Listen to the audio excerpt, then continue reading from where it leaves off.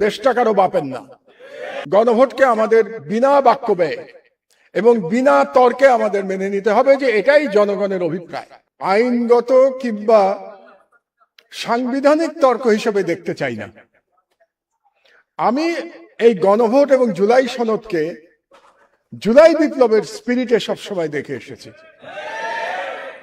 আপনারা জানেন যে বিপ্লবের আগে থেকে আমি এই বিপ্লবের স্বপ্ন দেখেছি এবং বিপ্লবের পর থেকে আমার বক্তব্য, আমার লেখায়, আমার কাজে কর্মে আমি বিপ্লবের স্পিরিটকে 100% ধারণ করবার চেষ্টা করেছি। এবং আপনাদের হয়তো স্মরণে থাকার কথা যে গণভোটের আগে থেকে আমি লেখা এবং বক্তব্যে হ্যাঁ ভোটের জন্য জনগণকে অনুপ্রাণিত করবার চেষ্টা করেছি। শুধু তাই না, যেদিন নির্বাচনে আমরা ভোট দিলাম 12ই ফেব্রুয়ারি, সেদিনেও আমার টেলিভিশন বক্তব্যে আমি একটা কথাই বলেছি, আপনারা সবাই হ্যাঁ ভোটে সিল মানুন।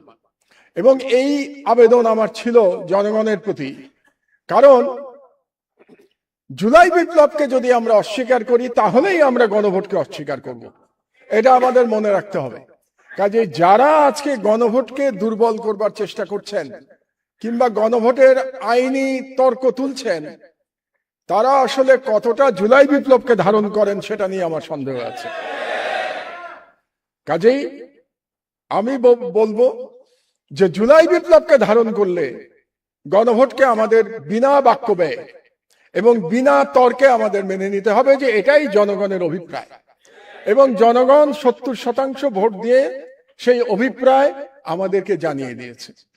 এবং যারা বিপ্লব করেছে, আমাদের তরুণেরা, অনেকের ছবি আছে এখানে, অনেকের নাম আছে, মুগ্ধর ছবি দেখছি, আবু সাইদের নাম দেখছি, যারা শহীদ হয়েছে, জীবন দিয়ে গেছে, জীবন দিয়ে বিপ্লব করেছে, তাদের কিন্তু একটা দাবি ছিল যে রাষ্ট্র মেরামত করতে হবে, এটা যেন আমরা ভুলে না যাই। এবং রাষ্ট্র মেরামত যদি করতে হয় তাহলে অবশ্যই আমাদেরকে সংস্কার করতে হবে। সেই সংস্কার সরকার পরিচালনায় করতে হবে, সেই সংস্কার সাংবিধানিক ভাবেও আমাদের সেই সংস্কার করতে হবে। কাজে সেই সংস্কার নিয়ে আমরা কোনো তর্ক তুলতে পারবো না। এবং আমাদের যে উপরে যে ফ্যাসিবাদ 16 বছর আমাদের ঘাড়ে চেপে বসেছিল, সেই ফ্যাসিবাদের দুটো চরিত্র ছিল। একটা তো ফ্যাসিস্ট চরিত্র ছিল, আর একটা চরিত্র ছিল এক ধরনের রাজতন্ত্র চাপিয়ে দেয়া রাষ্ট্রের উপরে। আপনাদের নিশ্চয়ই মনে আছে যে শেখ হাসিনা তার পিতাকে, শেখ মুজিবুর রহমানকে, একজন দেবতা হিসেবে আমাদের সামনে তুলে ধরার চেষ্টা করেছিল এবং সেই দেবতার মাধ্যমে একটা অলিখিত রাজতন্ত্র কায়েম করবার চেষ্টা করেছিল। এবং তার বিরুদ্ধেই আমাদের নাহিদরা, সার্জিসরা বিপ্লব করেছিল। তাদের একটা স্লোগানের কথা আমরা যেন ভুলে না যাই। একটা গুরুত্বপূর্ণ স্লোগান ছিল সেই সময়, একটা স্লোগানের কথা আমরা আজকে শুনেছি, গোলামি না আজাদি, আজাদি আজাদি। আর একটা গুরুত্বপূর্ণ স্লোগান ছিল, দেশটা কারো বাপের না। তো দেশটা কারো বাপের না বলার অর্থই হচ্ছে যে এই দেশের মালিক জনগণ, এবং জনগণের ইচ্ছাতেই এই দেশ পরিচালিত হবে। এবং জনগণের ইচ্ছাতে যদি দেশ পরিচালিত হতে হয় তাহলে অবশ্যই গণভোটের রায় আমাদের সকলকে মেনে নিতে হবে। আজকে এখানে দুজন গুরুত্বপূর্ণ ব্যক্তি উপস্থিত আছেন, সংসদের গুরুত্বপূর্ণ ব্যক্তি, একজন সংসদের সম্মানিত বিরোধী দলীয় নেতা এবং আরেকজন সংসদের বিরোধী দলের চিফ হুইপ, দুজন আছেন এখানে উপস্থিত।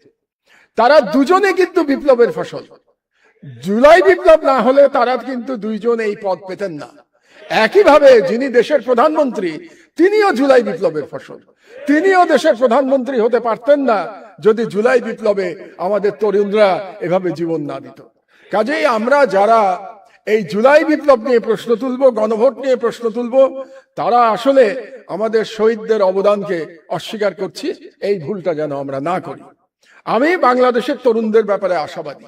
আপনারা জানেন যে মার্কিন যুক্তরাষ্ট্রে এখন একটা আন্দোলন হচ্ছে, যেটাকে তারা নাম দিয়েছে no kings movement. No kings movement মানে হলো প্রেসিডেন্ট ট্রাম্প যে মার্কিন যুক্তরাষ্ট্রে একজন স্বৈরাচারের মতো আচরণ করছেন, তার বিরুদ্ধে মার্কিন যুক্তরাষ্ট্রের জনগণ, নাগরিকেরা রাস্তায় নেমেছে নো কিংস মুভমেন্ট দিয়ে। আর আমাদের তরুণেরা জুলাই বিপ্লবের মধ্যে কিন্তু রাজতন্ত্র, ভুয়া রাজতন্ত্র খতম করে দিয়েছে। কাজেই আমাদের তরুণদের প্রতি আমার প্রত্যাশা আছে, বাংলাদেশে যেই রাজা হওয়ার চেষ্টা করুক না কেন সেই চেষ্টা ফলপ্রসূ হবে না ইনশাআল্লাহ। আমাদের তরুণরা সেই চেষ্টা কাউকে ফলপ্রসূ হতে দেবে না।